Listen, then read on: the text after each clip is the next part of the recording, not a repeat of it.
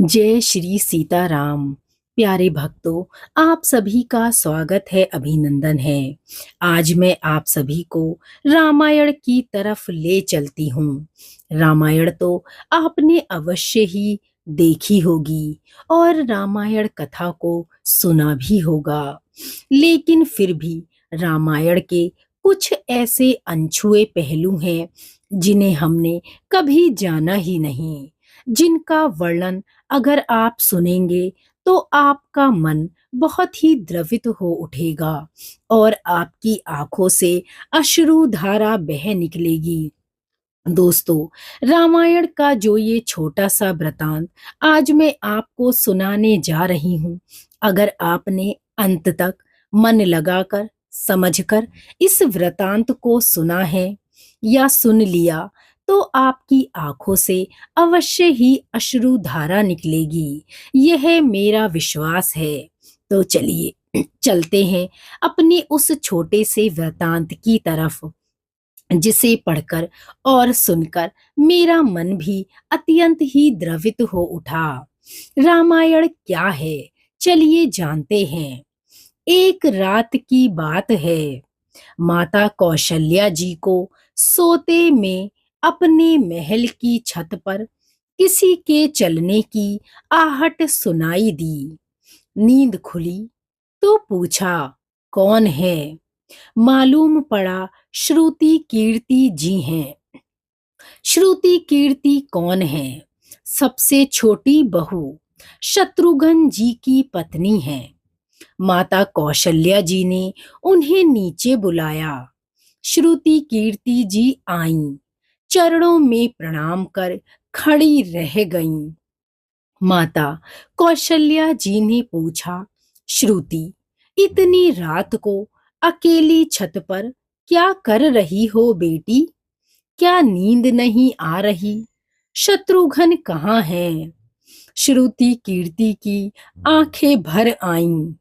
वह माँ की छाती से चिपट गईं, गोद में सिमट कर बोली, माँ, उन्हें तो देखे हुए 13 वर्ष बीत गए। उफ! कौशल्या जी का हृदय कांप कर झटपटा उठा। तुरंत आवाज लगाई। सेवक दौड़े दौड़े आए।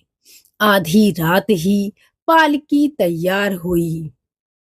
आज शत्रुघ्न जी की खोज होगी। माँ चल पड़ी। आपको मालूम है शत्रुघ्न जी कहाँ मिले? चलिए आपको बताते हैं, जिसे सुनकर आप अचंभित हो उठेंगे। अयोध्या जी के जिस दरवाजे के बाहर भरत जी नंदी ग्राम में तपस्वी होकर रहते हैं, उसी दरवाजे के भीतर एक पत्थर की शिला है। उसी शिला पर अपनी बाह का तकिया बनाकर लेटे हुए शत्रुघ्न जी मिले। माँ जाकर उनके सिरहाने बैठ गईं। बालों में हाथ फिराया तो शत्रुघ्न जी ने आंखें खोलीं। बोल उठे, माँ। चरणों में गिरे। माँ, आपने क्यों कष्ट किया? मुझे बुलवा लिया होता। माँ ने कहा, शत्रुघ्न, यहाँ क्यों? शत्रुघ्न जी की रुलाई फूट पड़ी। बोले, माँ, भैया राम जी पिताजी की आज्ञा से वन चले गए। भैया लक्ष्मण जी उनके पीछे चले गए। भैया भरत जी भी नंदी ग्राम में हैं। क्या ये महल, ये रथ, ये राजसी वस्त्र, ये महल के ठाट बाट विधाता ने मेरे लिए ही बनाए हैं? माता कौशल्या जी निरुत्तर रह गईं। अश्रुधारा रुक नहीं रही थी। देखिए भक्तगणों, ये है राम कथा। ऐसी कथा जो आपने पहले ना कभी सुनी होगी और ना भविष्य में कभी आप सुन पाएंगे। जिन लोगों को राम कथा का मतलब समझ ही नहीं आता, उनके लिए यह सिर्फ एक धार्मिक पुस्तक बन गई है। लेकिन जो इस रामायण की गहराई और इसकी त्यागता को जानते हैं, वही यह जानते हैं कि रामायण का हिंदू धर्म में क्या महत्व है। यह भोग की नहीं, त्याग की कथा है। यहाँ ऐसा लग रहा है जैसे कोई प्रतियोगिता चल रही है, और प्रतियोगिता भी त्याग, समर्पण और सम्मान की है। और सभी इस प्रतियोगिता में प्रथम हैं। कोई पीछे रहा ही नहीं। चारों भाइयों का प्रेम और त्याग एक दूसरे के प्रति अद्भुत, अभिनव और अलौकिक है। रामायण जीवन जीने की सबसे उत्तम शिक्षा देती है। भगवान राम को 14 वर्ष का वनवास हुआ, तो उनकी पत्नी माता सीता ने भी सहर्ष वनवास स्वीकार कर लिया। परंतु बचपन से ही बड़े भाई की सेवा में रहने वाले लक्ष्मण जी कैसे राम से भला दूर हो जाते। माता सुमित्रा से तो उन्होंने आज्ञा ले ही ली थी वन जाने की, श्री राम जी के साथ। परंतु जब पत्नी उर्मिला के कक्ष की ओर बढ़ रहे थे, तो मन में सोच रहे थे, माँ ने आज्ञा तो दे दी, परंतु उर्मिला को कैसे समझाऊंगा, क्या बोलूंगा उनसे। यह सोच विचार करके लक्ष्मण जी जैसे ही अपने कक्ष में पहुंचे, तो देखा कि उर्मिला जी आरती की थाल लेकर खड़ी थीं, और वे बोलीं, आप मेरी चिंता छोड़िए, प्रभु श्री राम की सेवा में आप वन जाइए। मैं आपको तनिक भी रोकूंगी नहीं। मेरे कारण आपकी सेवा में कोई विघ्न या बाधा उत्पन्न नहीं होगी।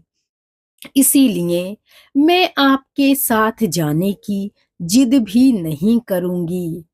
लक्ष्मण जी को कहने में संकोच हो रहा था, परंतु उनके कुछ कहने से पहले ही उर्मिला जी ने उन्हें उस गहरे संकोच से बाहर निकाल दिया। वास्तव में यही पत्नी धर्म है। पति संकोच में पड़े उससे पहले ही पत्नी उसके मन की बात जानकर उसे संकोच से बाहर कर दे।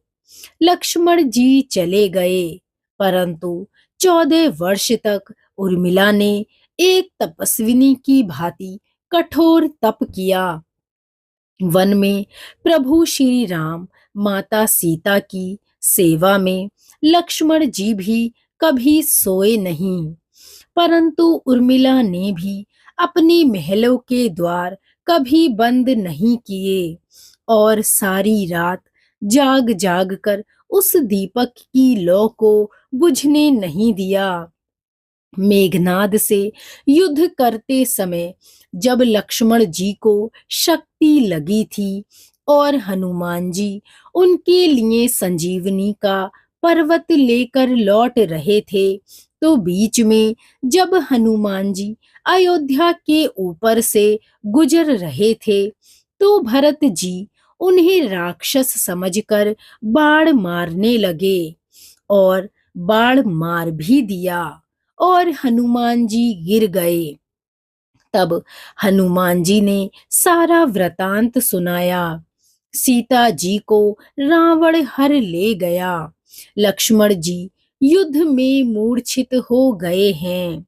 यह सुनते ही कौशल्या जी कहती हैं कि राम को कहना कि लक्ष्मण के बिना अयोध्या में पैर भी मत रखना, राम वन में ही रहें। इस पर माता सुमित्रा कहती हैं कि राम से कहना कि कोई बात नहीं, अभी तो शत्रुघ्न भी हैं, मैं उसे भेज दूंगी। मेरे दोनों पुत्र राम सेवा के लिए ही जन्मे हैं। माताओं का प्रेम देखकर हनुमान जी की आंखों से भी अश्रुधारा बह रही थी। परंतु जब उन्होंने उर्मिला जी को देखा तो सोचने लगे कि यह क्यों इतनी शांत और प्रसन्न खड़ी हैं। क्या इन्हें अपने पति के प्राणों की कोई चिंता नहीं? हनुमान जी ने चिंतावश पूछ ही लिया, देवी, आपकी प्रसन्नता का क्या कारण है? आपके पति के प्राण तो संकट में हैं। सूर्य उदित होते ही सूर्य कुल का दीपक बुझ जाएगा। उर्मिला जी हनुमान जी की बातों का उत्तर देते हुए बोली, और उर्मिला जी के उत्तर को सुनकर तीनों लोकों का कोई भी प्राणी उनकी वंदना किए बिना नहीं रह सकता। उर्मिला बोली, मेरा दीपक संकट में नहीं है, वो बुझ ही नहीं सकता। रही सूर्य उदय की बात, तो आप चाहें तो कुछ दिन अयोध्या में विश्राम कर लें, क्योंकि आपके वहां पहुंचे बिना सूर्य उदित हो ही नहीं सकता। आपने कहा कि प्रभु श्री राम मेरे पति को अपनी गोद में लेकर बैठे हैं। जो योगेश्वर प्रभु श्री राम जी की गोदी में लेटा है, उसे तो काल छू भी नहीं सकता। यह तो वे दोनों भाई मिलकर लीला कर रहे हैं। मेरे पति जब से वन गए हैं तब से वे सोए नहीं।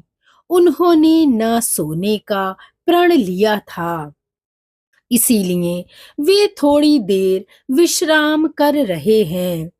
और जब भगवान की गोद मिल गई तो थोड़ा विश्राम ज्यादा हो गया।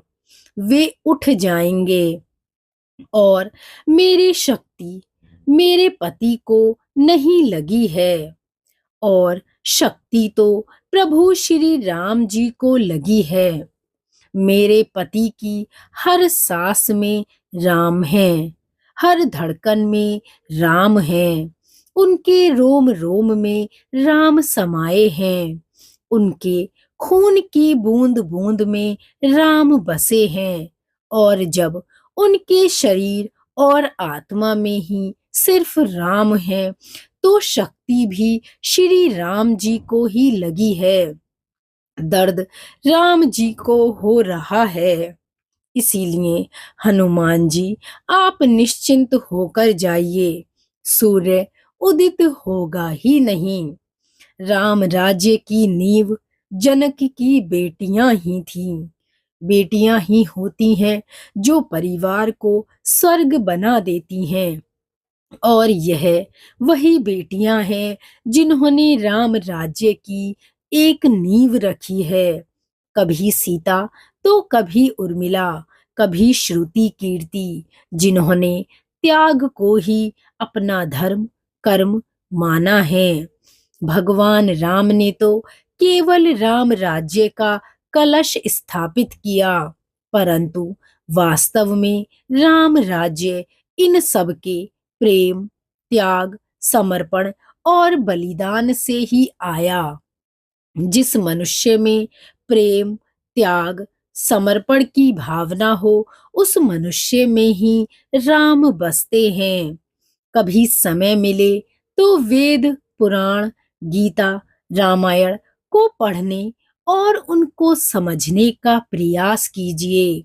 रामायण का अगर एक भी वृतांत सुनकर आपने उसे अपने जीवन में स्थापित कर लिया, और प्रत्येक मनुष्य ने यही किया, तो आज भी पृथ्वी पर राम राज्य ही होगा।